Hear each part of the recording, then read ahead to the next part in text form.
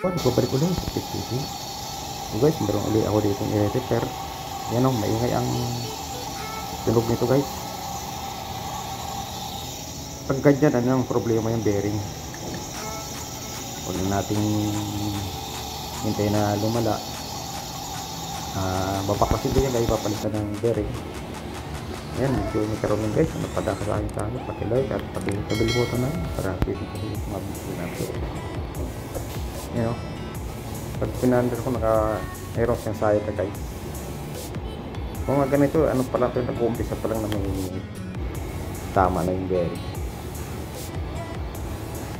Yan guys, ang papalitan yan guys, bearing. Yan.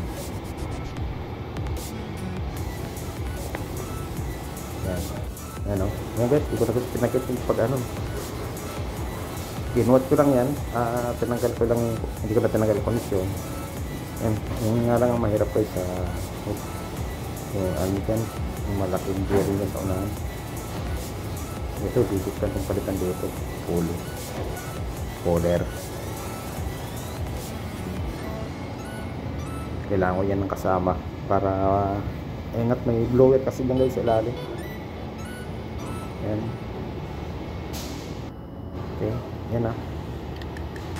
Right, dito inano ko na ng puller. Siguro hindi sa ilalim para sabihin lang sa kasama ko para matulungan ako. Hindi kaya ng isang tao to guys sa buhatin. Ito guys yung may tama ng isang bearing. Tanggal ko.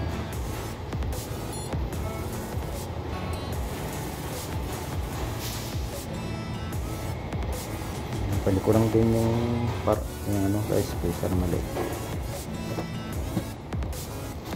Yung bago sa bungad madali lang palitan. Yung sa ilalim hindi talagang mahirap yan. Paparescue ko sa mga kasama kasi buhatin yan guys. Yung guys yung guys bearing nga 6308.